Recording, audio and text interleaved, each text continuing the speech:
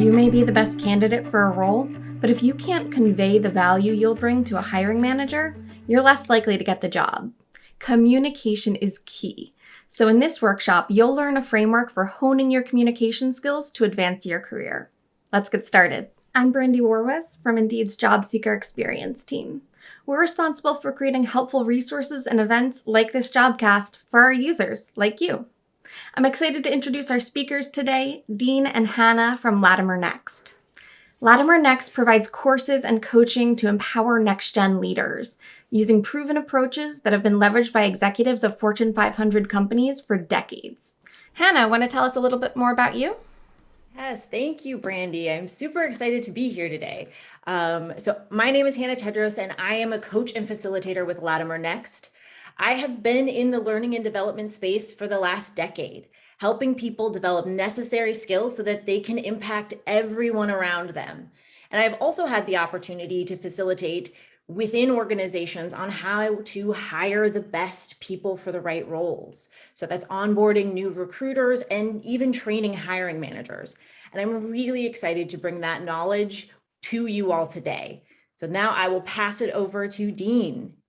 Thanks, Hannah. And I am Deanbrenner. I'm the founder and CEO of LatimerNext. I have spent the last 20 years coaching and training powerful communication skills for LatimerNext's parent company, the Latimer Group. And we've been partnering, as Brandy said, with Fortune 500 organizations for the last 2 decades, which has given us a front row seat to see the kinds of skills that are required to succeed in the workplace today. And what's really exciting about this conversation now, and what we're really excited about with LatimerNext, is that we're now able to bring all of those learnings, all of those experiences directly to you. So let's get into the conversation. We've got a lot to talk about here. Let's start with some learning objectives. And today is not a list of to-dos. It's not a list of best practices. We're not going to give you a checklist of like, do this, then do this, then do this. What today's really about is about thinking differently and filling up your toolbox with a repeatable process. And that's a key phrase that we want you to keep in mind here. All right. We are going to give you a very powerful way to think about communication and what communication can do for you. And perhaps most importantly, give you a system that you can follow so that you can perform at a higher level more consistently, and we're not reinventing the wheel the whole time. We're going to break communication down into its core components so that you've got a way to make a plan and to be able to prepare really consistently time after time after time. And one other thought, these skills are going to be powerful for your job search, but these are also going to be things that you can carry with you throughout your career, no matter where you go. So I'm going to pass it now to Hannah, who's going to get us kicked off with a really important mindset shift. So the first question we have for you today, now this is not a trick question, is communication a soft skill? 72% of you said yes, communication is a soft skill. At LatimerNext, we ask you or invite you to shift your thinking a little bit. Differentiate communication from one of the soft skills to a critical skill that connects and elevates everything around it. Right? At LatimerNext, we think of communication as a keystone skill. Right? Keystone skill. The term actually comes from nature. In nature, there are things called keystone species. Right? Species that have the power to transform landscapes by impacting the entire ecosystem around them. The same is true with our communication. One skill that can transform our landscape, both personally and professionally. The truth is, we live in a very noisy world, right? Full of disruptions and distractions. Communication is how we cut through the noise, the din, the feedback, and ensure that we are being heard. Now, in your job search, the ability to communicate persuasively, effectively, influentially acts as that keystone skill, right? The last piece that holds up other skills and changes your entire ecosystem, right? That one thing that can transform you from one of the many candidates to the right candidate for the job. But how do we do that? Okay. I'm going to pass it over to Dean, and he's going to talk through another mindset shift that we need to do in order to be heard through the noise. Dean? Yeah, thanks, Hannah. Hannah's right. This starts with mindset shifts. And here's an important one that builds on what you just heard from Hannah. In our experience, far too many people approach their communication with the wrong mindset. And the mindset that we see all the time that we think is flawed is what we call the messenger mindset, where the communicator, the person, for example, getting ready for the interview or whatever the communication situation is only thinking about delivering information. And if you think about the person who drives, a delivery truck around the neighborhood dropping off packages, this is the appropriate mindset for somebody in that role. You're trying to deliver information to the right location at the right time. Perfectly appropriate mindset there. But when it comes to your communication, we think that mindset is flawed, because what it does is it gets you only thinking about what am I going to say? What am I going to say? Which sets you up for a one-way discussion. We're going to ask you to shift your thinking a little bit and not just think about what you're going to say, what you're going to deliver, but we want you to think a lot about what outcome you want to create. Going back to our messenger example, the person who drops the package on your front step doesn't care what you do with the package, whether you open it or throw it in the trash. You have to care. So what we're going to ask you to do throughout today's session and beyond is to change that mindset so that you're always thinking about the outcomes that you're trying to create. This might seem like it's a small shift. Trust me, it's not. Because what it will do is put you into the mindset where you now start factoring into your preparation who you're speaking to and how you can get them to react the way you want them to react. This sets up a concept which Hannah's going to talk about in a little bit called allocentric awareness. We'll come back to that in a few minutes. This messenger mindset is a problem, and it's something that we need to avoid. Now, I mentioned a little earlier that we've spent the last 20 years at the Latimer Group building a model for your success, building a repeatable process. And here it is, the Latimer model. And we're going to spend the rest of our time today quickly walking you through these 4 skill areas. Now, we're going to spend most of our time today on the first 2 skill areas, assess and message, because we think those are real differentiators for you, but we will briefly at the end talk about document and deliver.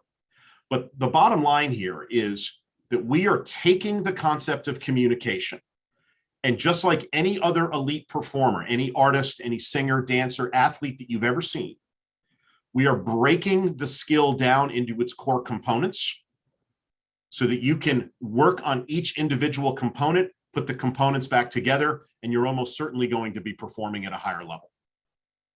We're basically taking communication and doing a little root cause analysis. 4 skills: assess, message, document, and deliver. Now we're going to spend a little bit of time inside each one of these, and I'm going to hand it back to Hannah, who's going to walk you through our first skill area, assess. Thanks, Dean. So I saw somebody put in the chat, right? Communication is important, but it's difficult to find the words. Or when we think of communication, we start at the document phase, right? We start building our resume, or we start at delivery. Right? We think it starts in the interview, right? But it actually starts much sooner. Right? It starts with assess. Now, I think of assess as the most critical step because it is the most likely to be skipped. Right? We need to have a solid foundation, and that starts with understanding our audience. Now, Dean mentioned a word that I want you to really remember called allocentric awareness. What is allocentric awareness? Right? The definition is on the screen, but it's essentially thinking about your audience on multiple levels. Right? What are some things that you typically want to know before you go into an interview?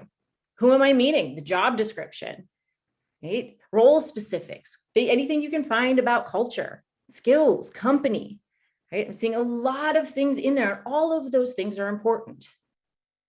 But what I want you to consider for today is how to put all of those things into a repeatable framework, right? Some process that you can access every single time you need to communicate.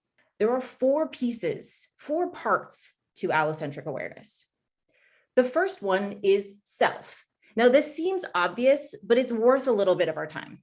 What do we like? What do we want? What do we dislike? Right? Strengths, weaknesses, our abilities. Right? Emotions are also a really big part of this. I saw somebody else put in the chat that it's hard to communicate sometimes because of our anxieties. That's very true. Consider that when we consider ourselves. Right? How do we communicate if we're factoring in our anxiety? And we take that self-awareness and we shift over to our audience. This is answering the question of who. Communication isn't all about you. Right? Communication is where you and your audience intersect. This is the part where we learn about them. In order to leave the messenger mindset behind, we need to consider not just the what, but the who. Now, when we are thinking about audience awareness, I want you to consider the 3 layers you see on the screen. The first one is industry. What is the industry? What are the problems that the industry is trying to solve? What does the industry care about? The next is company. What are their values? What are their differentiators within the industry? And if we're lucky in the job search process, the person.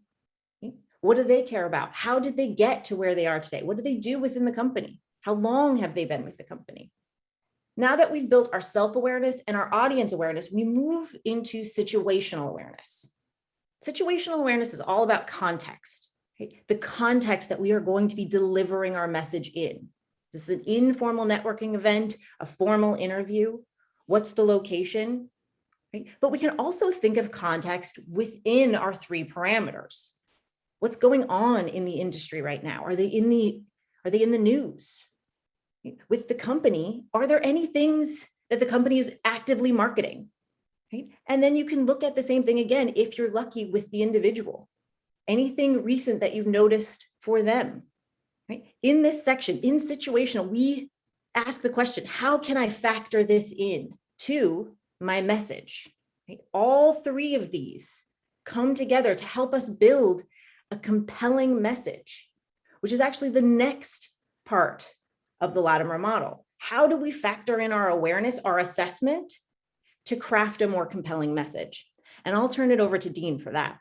So what Hannah just walked you through is the foundation of everything that we're talking about here. Now, we're going to get more tangible as we go through this session here. We're going to talk about, progressively more tangible frameworks, but everything is built upon this foundation of allocentric awareness. As I look at a lot of the questions and the comments in the chat, there's a lot of good stuff in there. And a lot of you are saying, well, I want to know about the role. I want to know about the benefits. I want to know about the pay. I want to know about the boss. All fair. We all care about those things. We all do. But if you want to stand out amidst the crowd and you want to get yourself noticed in a very noisy world, if you want to get yourself noticed during the job search, you also have to think about the other person or people on the other side of the discussion. And that's where this concept of allocentric awareness comes in. So now we go to skill number 2, and let's build on that. And let's talk about how we build our message plan. We're not talking about our resume yet. We're not talking about our LinkedIn page or our cover letter. We'll get there. Right now, we're figuring out what we're going to say. And here is the key question that we encourage you to think about as you build your narrative. Remember, you are in charge of your own narrative. You are in charge of how you put yourself into the world. And the best way to get yourself noticed in the job search is to demonstrate how your experiences, your skills, you as a person can add value to the organization that you are trying to become a part of. So as you're building your narrative, we encourage you to think about not just what the job's going to do for you and what they're going to offer you. That's important. But think about what you're going to bring to them, because that's what they're listening for. That's how you get noticed. And the tool that we're going to teach you now, which is one of the oldest tools in the Latimer model, is what we call the gap method. It's an incredibly simple idea based on 3 things. Number 1, knowing your goals. Number 2, understanding your audience. Number 3, mapping your plan. In all the years that I've been doing this, what I see time and time again is that the more expertise somebody has on a certain topic, the harder it is for them to talk about that topic in simple ways. You are the expert on you. You are the expert on your narrative. So what GAP method will do for you is it will help you organize your mind into a narrative that can be consumed in a short period of time. Here's how it works. Step number one, which might only take you a few seconds. It's not complicated, but don't skip it. Step number one, figure out what you're trying to accomplish in that meeting, in that interview. Are you going for the job? Are you trying to get a second interview? Are you networking? Are you seeking information? There's a direct correlation in my experience. When people haven't figured out what they're trying to accomplish in a conversation or an interview, their message is almost certainly going to feel really all over the place. Very high correlation. Step one, figure out what you're trying to get out of it. Step two, which is where I typically spend most of my time, is in that audience piece, building off of everything Hannah just said, understanding your audience, going back to industry, company, and if you're lucky enough to know the person, looking up the person. But if you don't know the person you're going to be interviewed with, don't skip this step. Don't talk yourself out of audience prep. Think allocentrically about who your audience actually is. Spend some time trying to figure out what that company's trying to accomplish, what's going on in that industry, what you might have in common with that interviewer. And the more you can understand the things they care about, the more likely you are to be able to present yourself as a solution to their problems or a good fit in their organization. Know your goals, understand your audience. Step three, the outcome from your GAP work should simply be a set of talking points about yourself. There are tons of things that you can talk about when you're describing your own journey and your own background. You've got to pick the ones that are most powerful for that conversation, for that company, in that industry. That's what GAP method does for you, right? GAP method gives you a way to organize your mind. It's incredibly simple, but it's incredibly powerful. Now I'm going to have Hannah come back and talk to you a little bit more about how to apply it through the concept of the personal pitch. Thanks, Dean. So you guys can look on the screen and you see a couple of questions that you're probably familiar with. Introduce yourself. Walk me through your resume. Right? What are you looking to do next? Right? You've probably been asked these questions in interviews, but maybe even in networking events. And I want you to get really excited, right? Change your mindset so you get really excited when somebody asks you these questions, because these questions are opportunities. And they are opportunities for you to give your personal pitch. Now let's go through what a personal pitch is. Now at LatimerNext, we think of communication as a 3-act play, right? Strong intro, the details that matter, and a strong close. Now that's true. I saw this in the chat. These can be used at networking events. Absolutely. This can be used in emails. Absolutely. We'll talk about documentation in a little bit. But when we're thinking specifically about our personal pitch, by thinking in terms of this 3-act play, what we are actually starting to build is an accordion that you can expand, right, or contract based on your situational awareness. Now let's go through the acts and talk about what is important in each one of these sections. Now for personal pitch specifically, we have a name for each one of the acts. The first is pretty simple. It's just the introduction. The introduction should cover who you are and what drives you. This is not an opportunity to dive chronologically into your resume, right? Your resume exists. Somebody can read it if they want to. This is an opportunity to answer that question, right? Why you? To differentiate yourself. Now there's an example on the screen. I've been obsessed with puzzles my whole life, and I want to find a career where I can continue to solve them. Right? For me, you heard a little bit about mine, in my introduction. Right? I love working with people to help develop them because I think it develops everyone around them. Right? It changes their ecosystem. So your introduction should have a differentiator. It can have even some narrative themes that you then dive into in the next section. turning points and takeaways. Right? Again, this is not chronological. I started here, I did this, I did this, I did this. This is an opportunity for you to give the details that matter. And this is where this accordion comes in. Right? Now, you can have lots of details, but choose only to give the 2 most important at a networking event, or to give the 10 that clarify your introduction the strongest in an interview. Again, details that matter. Now, for me, when I'm talking about developing people so they can develop everyone around them, I can pull from my experience, my time at a startup, right, where I help build training material that is still used today that helped transform an entire department. I can talk about my time working with recruiters to help them calibrate, right, so that we can make sure that we were getting the best people for the job, and how that could change the ecosystem of a company. Right? I can talk about my time with a global franchise, right, and how we rebuilt a massive training, right, a massive onboarding program to help save our learners money, save the organization money, but really making sure that we were focusing on the right details at the right time. I have those examples, and I can expand and contract them as the situation warrants, which brings us to our 3rd act, our conclusion. In our personal pitch, we want to bring all of that information to here and now.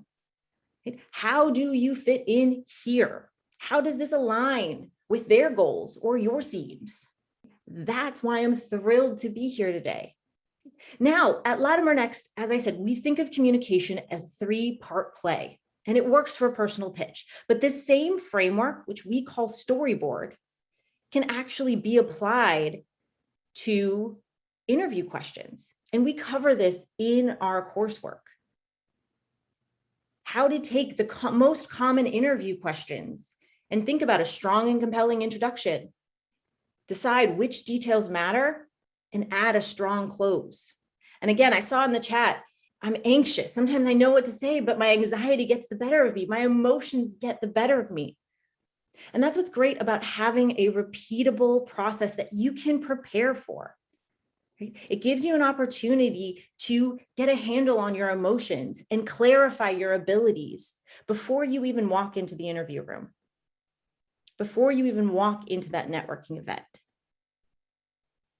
Okay? So that's message, right? The processes and the tools that you need to understand your audience, to answer that question of why am I the solution to your problem, okay? And the framework to help you deliver on that message. Let's now understand how these components fit into documentation.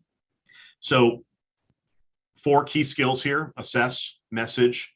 Now we go to skill number 3, document. And the interesting part when Hannah and I and the rest of our team get together to talk about our experiences is how many people begin their preparation by pulling out a piece of paper or starting to tap on their keyboard. Well, what am I going to write on my resume? What am I going to put in my cover letter? Well, how am I going to build my LinkedIn page? You know, we're 30 minutes into this session and we're just getting to that step. And let me just highlight for you, a big part of what we're telling you here is that all of your documents, whatever it is, whether it's a follow-up email, you know, a resume, a LinkedIn, whatever it is, you're posting on Indeed, whatever it is, it will all be stronger if you start with assess and think through the story that you want to tell about yourself, your message.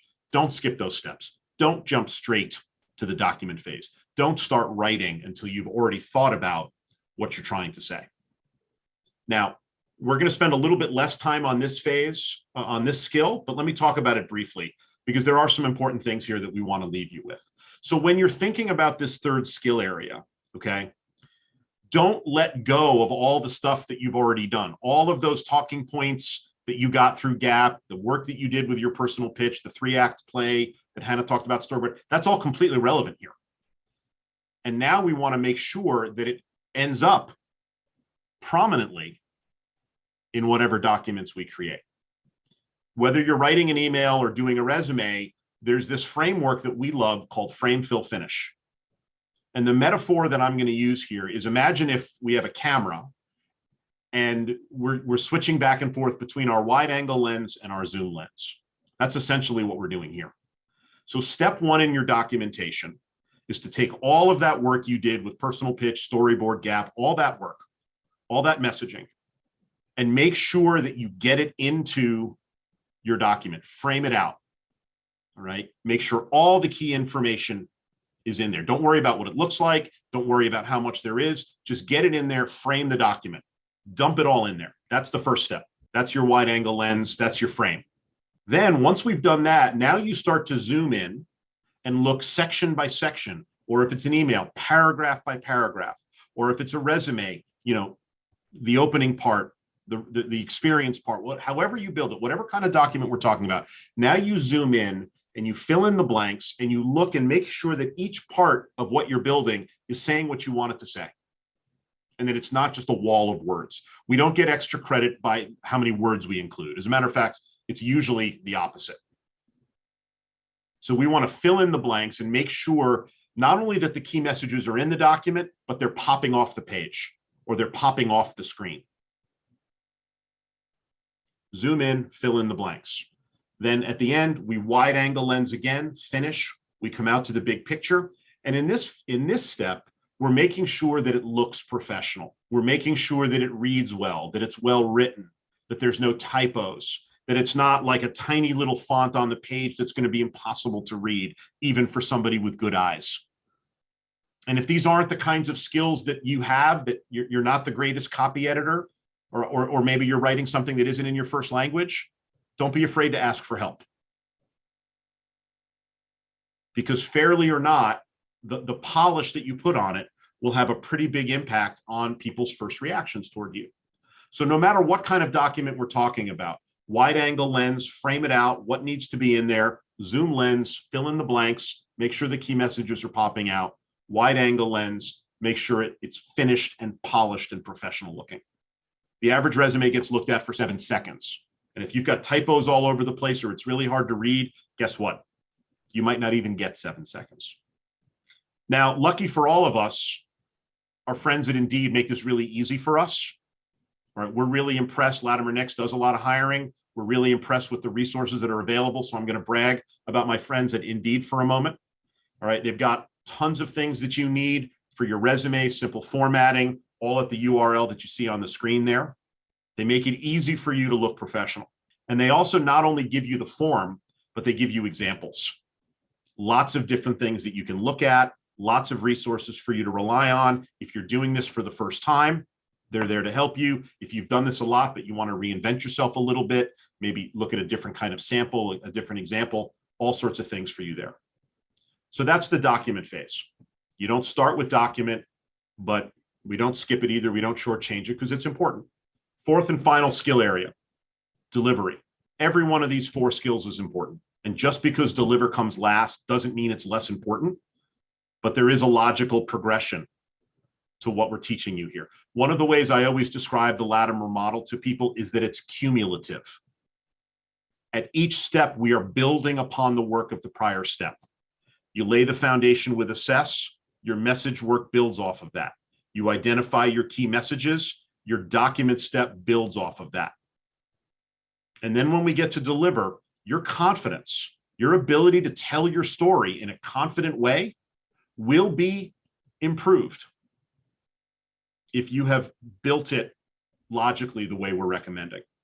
You're still going to have to do some practice, right? For some people, this is a little bit easier than others. That's pretty normal. But no matter whether you're comfortable or not, your overall delivery, your overall ability to tell your own story and advocate for yourself will be stronger when built upon these prior steps.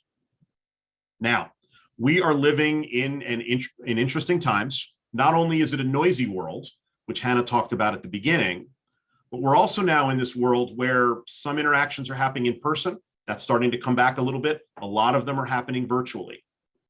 Now, prior to early 2020, there might be some of you that were already pretty comfortable virtually, but there's also almost certainly a bunch of you that, like me, We're thrust into that world really, really quickly.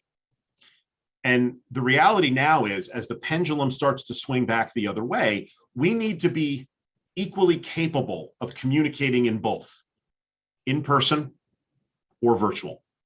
Virtual is not going anywhere. Every one of our corporate partners for the parent company tells us that even as they start to come back to the office a little bit, virtual communication is here to stay. Everybody says it. So as you are thinking about your own delivery and your ability to communicate and advocate for yourself, you want to make sure that you're set up to do it either in person or virtually. And we've shared a couple of thoughts here on this slide about what virtual presence looks like. A few things that I'd like to share with you. First of all, a lot of people think that things like eye contact only matter in person. Not true. Not true. Even down to how we set up our screens so that what we're looking at allows us to also look directly into the camera. If Hannah or I spent this entire time looking here to focus on our notes and not looking here, that would create a different environment for you. And that becomes a really big deal when you're trying to build a connection during an interview. Everything that matters with in-person communication matters virtually as well. Next time you're on camera, take a really hard, honest look at what you're showing through your camera. What's behind you? What are you showing people? Right? How's your lighting? Is the light on your face so that they can see your facial expression? Or is there a big window behind you which makes it harder to read your facial expression? It's really hard to connect virtually.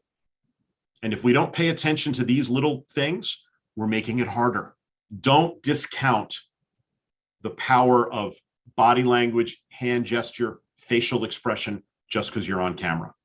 I would actually argue that they're more important. Again, noisy world, lots of competition for the jobs that you want. This is how you're going to differentiate yourself. This is how you're going to stand out amidst the crowd. All right. Let me invite Hannah back to do a little recap here on the most important themes that we've talked about today. Hannah, take it away. Yeah, thank you. Thank you, Dean. So if you remember at the beginning, Dean talked about the three things that we want to do today, right? Mindset, tool set, skill set, right? All of this starts by changing our mindset. Great communication does not start with your documentation. It does not start in the interview, right? It starts with your allocentric awareness, right? It starts with leaving the messenger mindset behind. And it starts with connecting communication as a different skill altogether, as a skill that will help you differentiate yourself. Right? And then we gave you some tools for you to have in your tool set, right?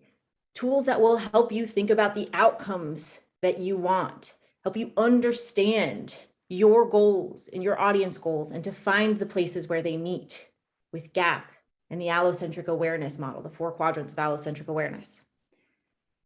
And then, we talked you through skill sets to help you design your message and make sure you're doing that thinking before, and how to have the best delivery possible, right? So that your messages can be heard in this very noisy world. I'll turn it back over to Dean to talk about, if these are things that you liked, where can you get more of them? Yeah. Thanks, Hannah. Yeah, we're really proud to have the opportunity to chat with you all today. We've got a lot more available for you at LatimerNext. If this interested you and you want to hear more, we've got a special offer at the URL on the page for our friends at Indeed. For those of you that are part of this session, there's a handbook there. There's a coupon for a 35% discount.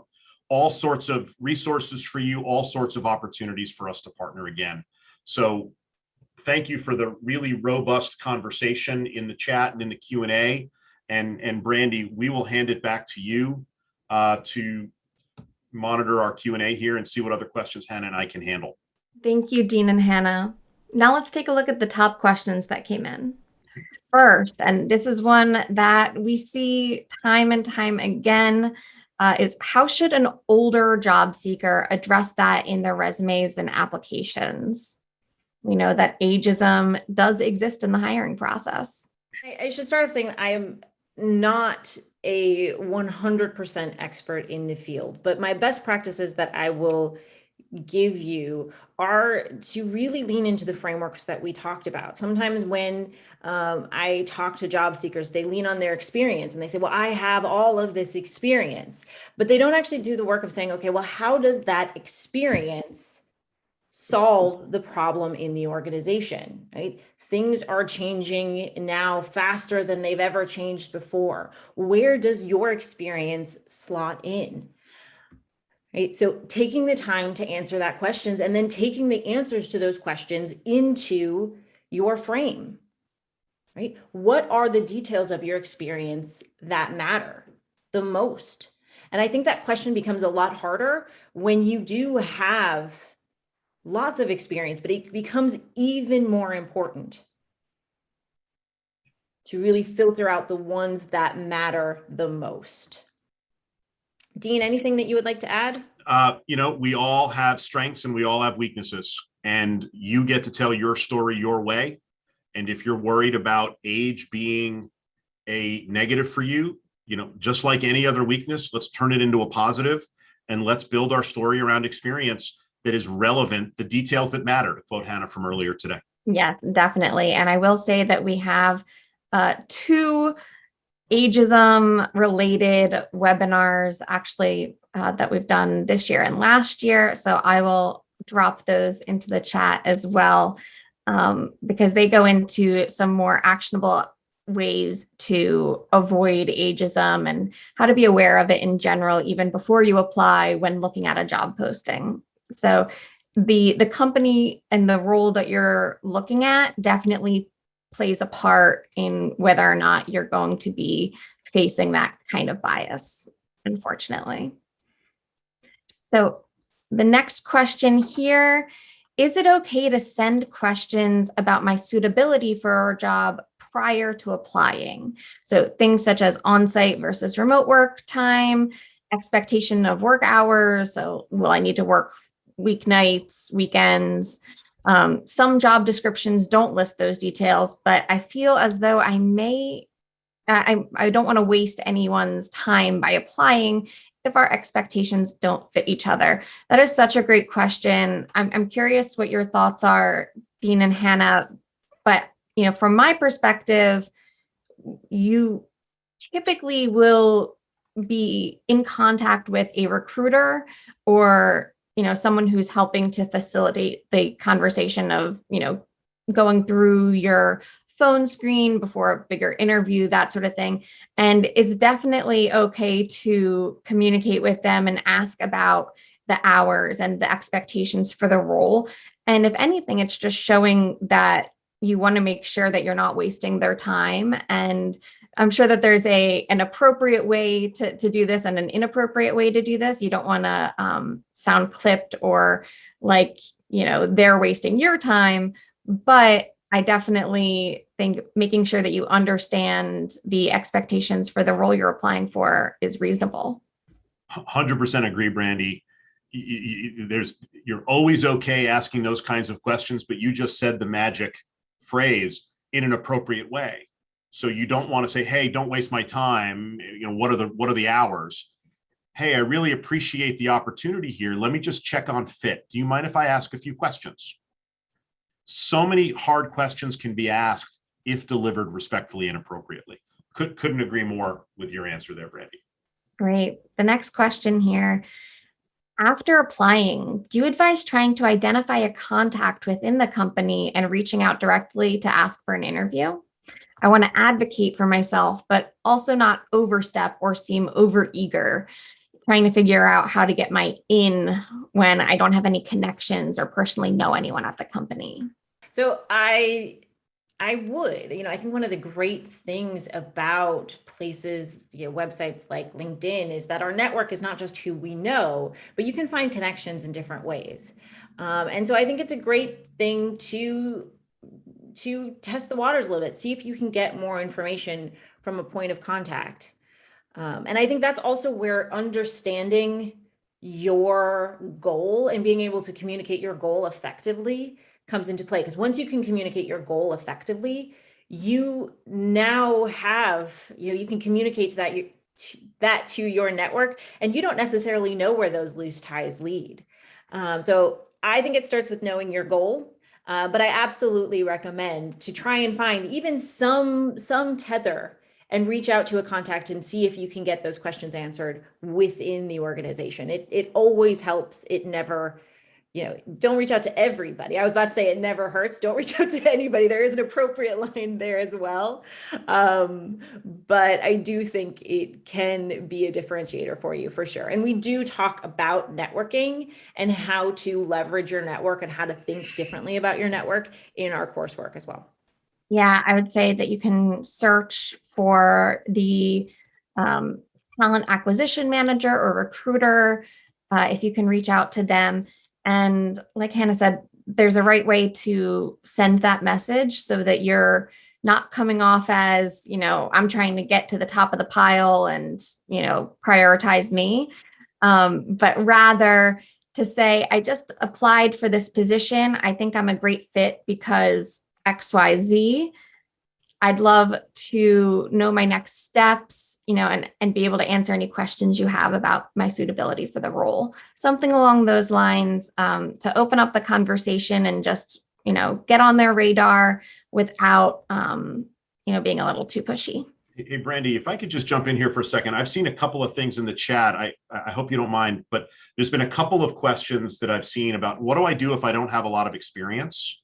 And I have a real-time story to share there.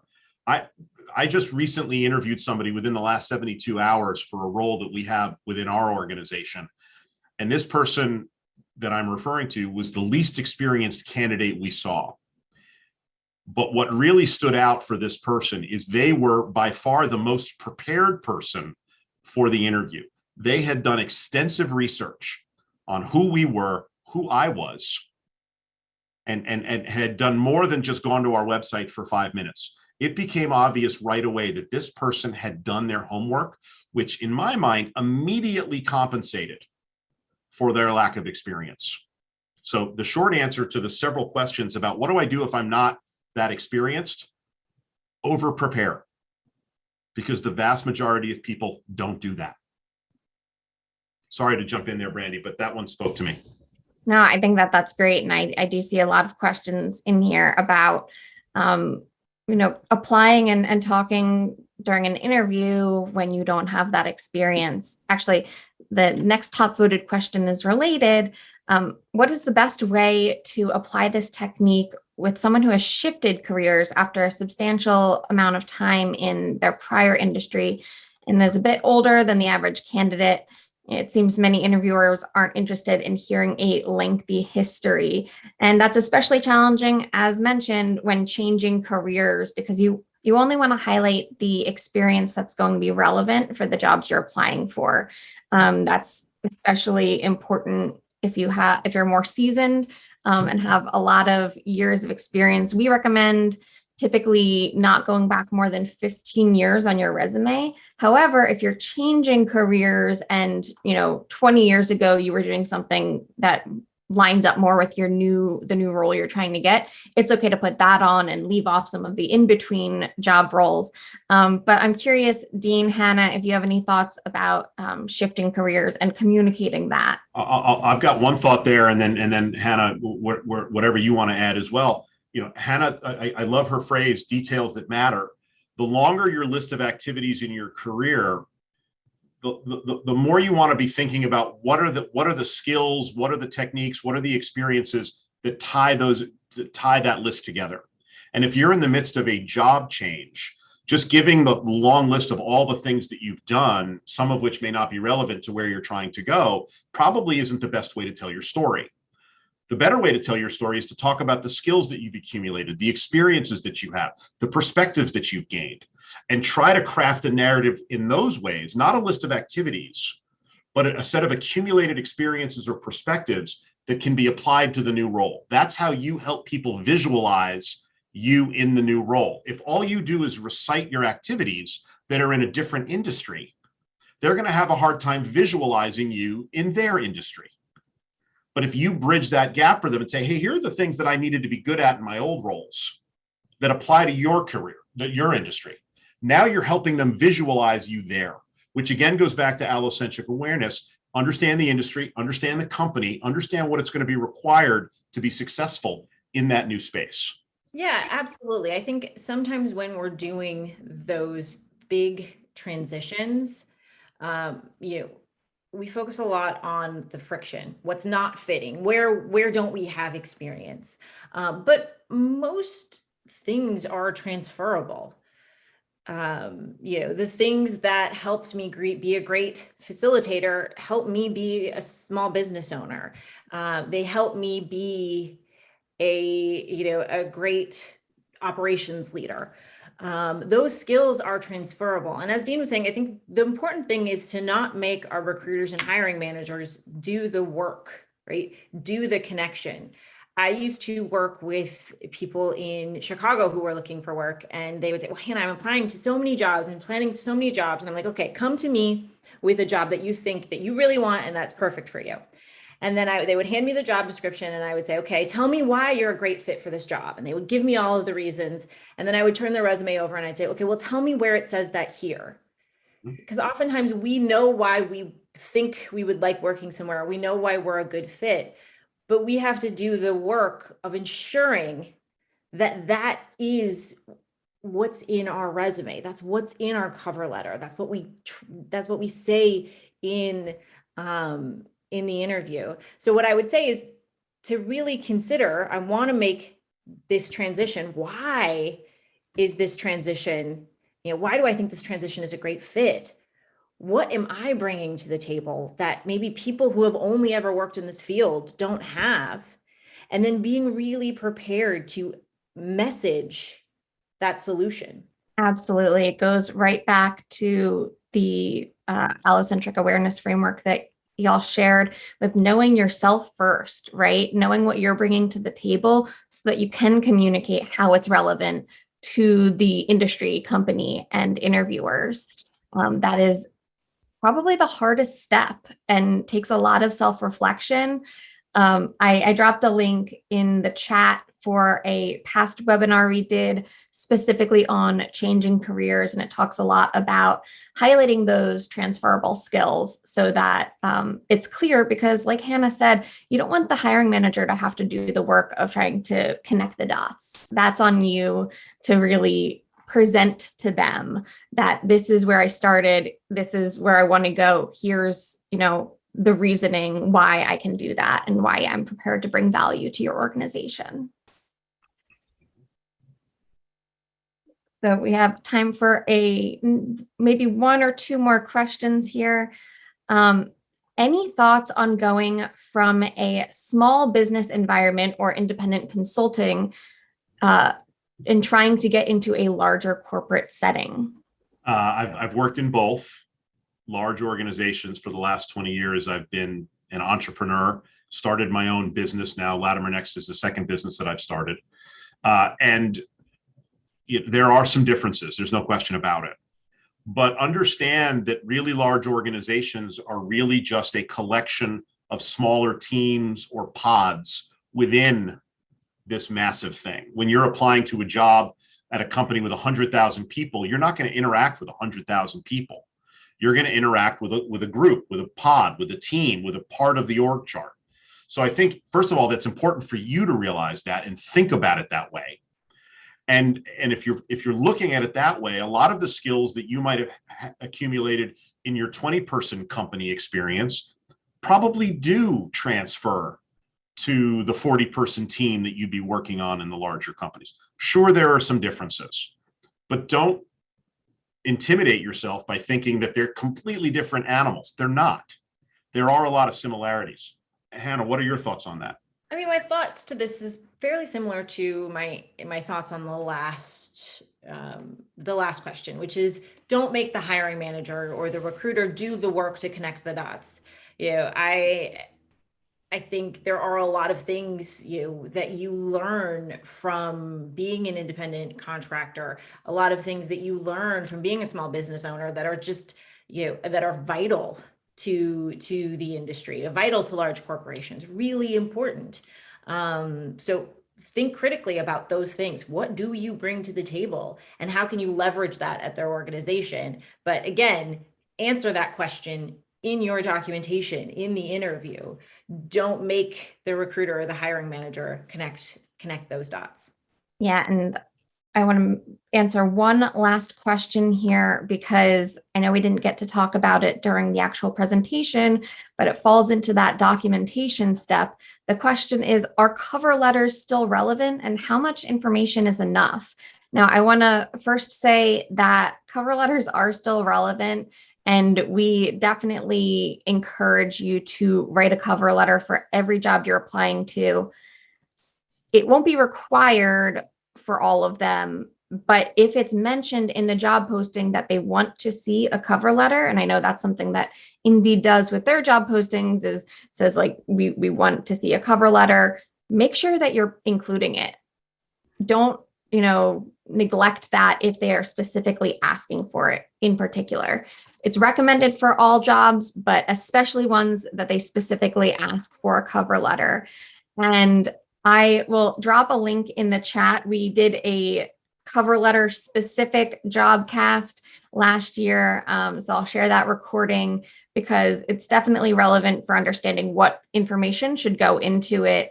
But I would say, and Dean, Hannah, curious your thoughts on this, but the cover letter to me is the perfect opportunity for that personal pitch framework.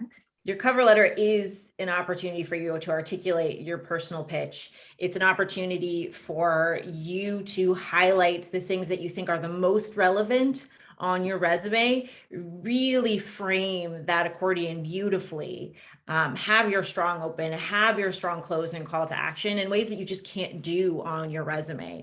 And I think, it's an opportunity for a lot of things, but the bottom line is it's an opportunity, right? And we should leverage opportunities. It's an opportunity to show your writing sample, to give a strong opening. It does a lot of things. And it's really a shame when people pass it up because I think that they are losing the opportunity to do anything on that list. Totally agree. Nailed it. Yeah, and I'll say, especially if you are changing fields, that is a great place to connect those dots and say, I want to take my skills from doing this and apply them to this to add value to your company. So definitely leverage the opportunity you have there, like Hannah said, to talk about yourself and explain to that hiring manager so that they don't have to do the work. If you found this to be helpful, check out our other jobcasts at indeed.com/jobcast and follow Indeed on social media. Have a question? Leave it as a video comment for the Indeed team. And don't forget to like and subscribe for more career advice. Thanks for watching.